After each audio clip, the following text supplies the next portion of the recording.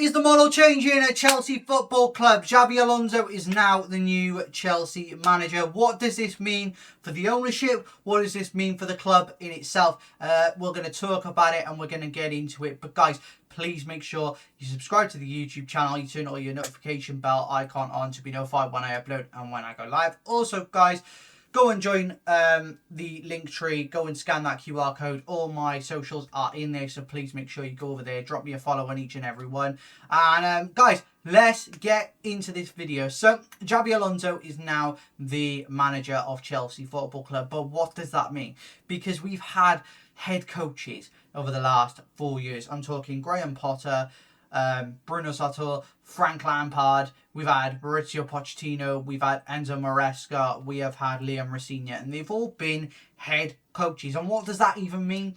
Well, head coaches only get to pick the players and the tactics on the pitch. They don't get a say in transfers, they don't get a say in boardroom conversations, they just get to pick the players and pick the tactics and go from there.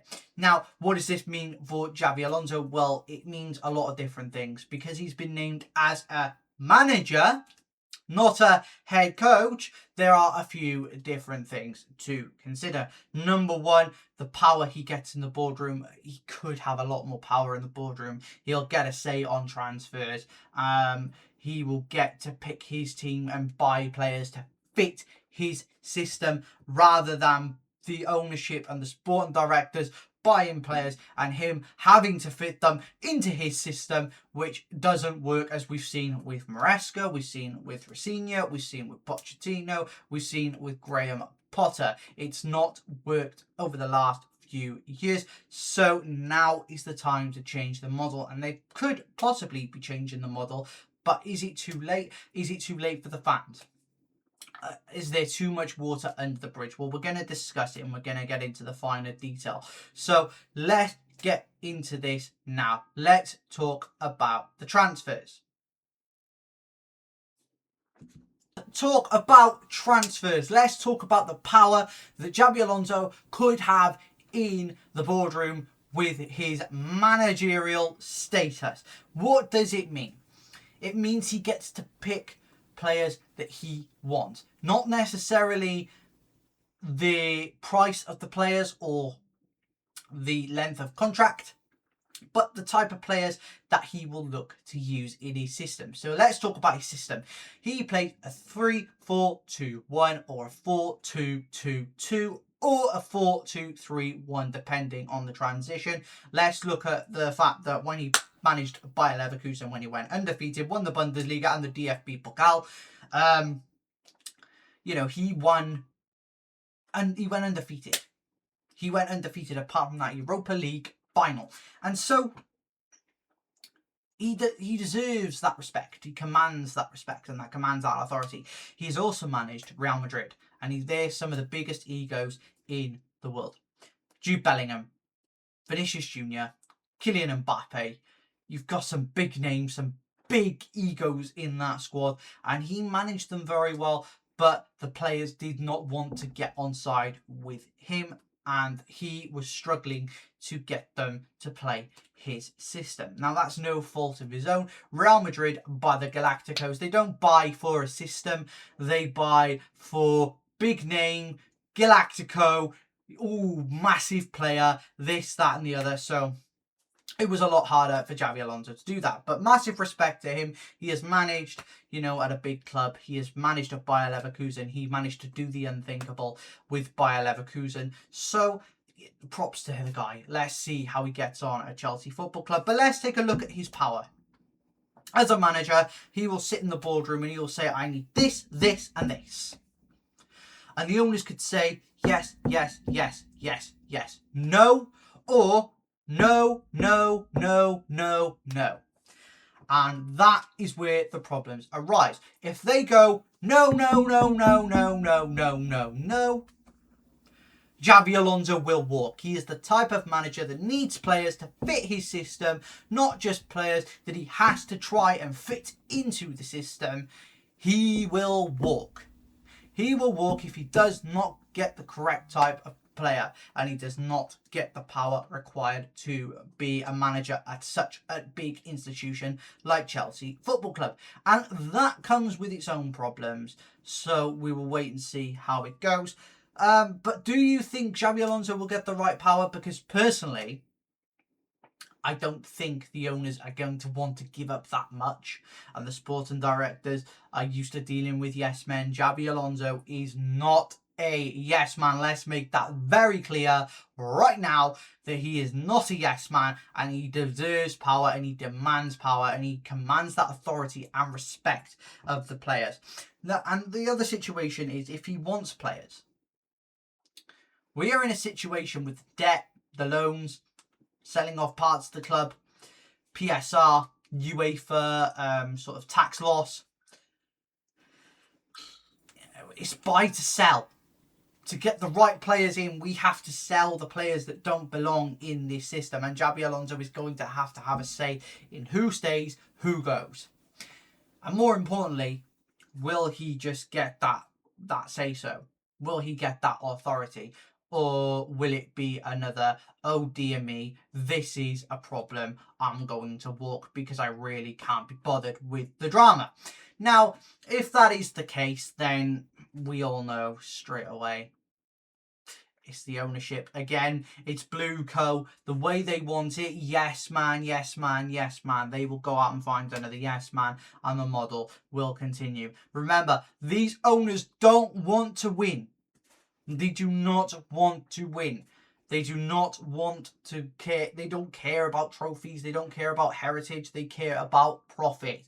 They are only at this club to turn over a profit, sell it for a higher price than they paid for it, and give money back to their investors. But guys, let me know what you think about the situation with the ownership now they've brought in a manager.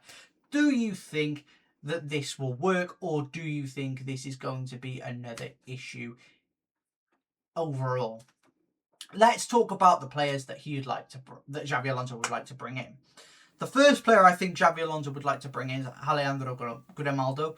I think he's a fantastic player, and I think he provides fantastic competition for Cucurella if Cucurella stays. If not, we have got Giovanni Quenda coming in as well in the summer. And if Cucurella does leave, Grimaldo will be the number one left wing back choice, or left winger choice, depending on the way Xabi Alonso wants to play. Let's talk about a goalkeeper. He will want to bring in a goalkeeper. Personally, I think this should be Mike Mignon. Does it happen? After last season's drama before the Club World Cup, where we couldn't get hold of Mignon because these owners weren't prepared to pay 10 million before the Club World Cup? It's a problem. And are they able to pay the wage? Again, another issue that we have to consider. But those two players are brilliant players, and I think they would fit Xabi Alonso's system perfectly. Grimaldo has played under him before. Mignon is a ball-playing centre-back, so I think it suits the system that Xabi Alonso wants to play. Let's talk about a left winger. We could talk about Kvaratskhelia, Rodrigo from Real Madrid. The list goes on and on and on. I think we'll probably get someone like Guts or Dutz, whoever. It's one of those names from the Eredivisie. I think he's the type of player that would suit Xabi Alonso's system, but also is still young and needs to grow. Jamie Gittins failed at Chelsea Football Club this season. He has not done anything of note for me, and Garnacho has been an absolute failure as well. So you could say they're both out the door. Let's talk about a striker, because Liam Delap, pathetic this season. Let's be absolutely honest. Cut the crap. Delap's been terrible. João Pedro has been scoring goals this season, and he scored a lot under Liam Rosenior. But João Pedro could be leaving, but we don't know yet. But if João Pedro stays, he needs someone to be there with him to score goals and to share the load. Now, you could argue Victor Osimhen, Robert Lewandowski, those two type of players are the type of players that I would look at if I was Xabi Alonso. I'd say we'd need this and this, or this, or this, or this. Osimhen or Lewandowski, one of those two would be perfect for this system. Now, do I think we're going to get one of those? Probably not. Osimhen's probably going to cost us about 60 to 70 million quid. Lewandowski's going to command a high wage on his contract. He's just got out of contract at Barcelona, so wait and see.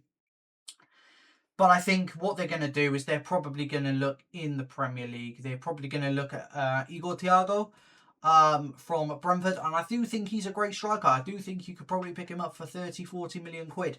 And it'd be a good steal. But does he command that respect that a Lewandowski or an Osimhen does? Not quite yet, and we'll see how he does at the World Cup, and then we'll see if he comes in or Osimhen or Lewandowski come in the summer. But let me know your thoughts in the comments, guys. I'd love to hear your thoughts about that. Let's talk about the next thing: dressing room authority. Dressing room authority is a big one. If you remember the days back in 2012 when we won the Champions League, we had leaders: John Terry, Frank Lampard, Didier Drogba, Ashley Cole, Branislav Ivanovic, Petr Cech. You had those players who could command respect and do the manager's job for them in terms of dressing room authority, leadership, control, and understanding the players and what they need to do. If you remember when Roberto Di Matteo came in mid-season, he basically was just a face.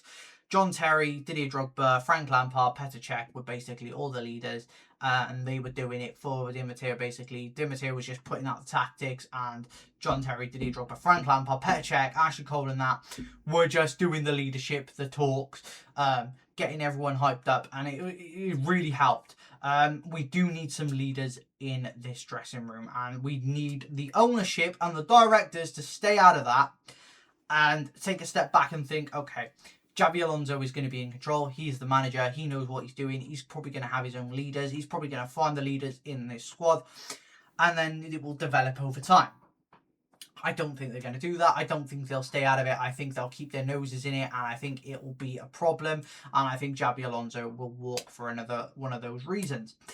But at the end of the day, we can only look at it from the outside right now. We haven't seen how he'll get on. It's not even pre-season yet. It's not even the 1st of July. Xabi Alonso does not start his work until the 1st of July. So we will wait and see how things go. But let me know in the comments, guys. Let me know what you think about Xabi Alonso's appointment at Chelsea. Do you think he will get the authority and the control that he needs? Or do you think he will be seen as another yes man by the owners and the sporting directors? And do you think he will just walk eventually because he'll get so fed up of it? I'd love to hear your thoughts in the comments. But that's the end of this video. Hope you've all enjoyed. Let me know if you've enjoyed it. Guys, subscribe to the YouTube channel if you're new.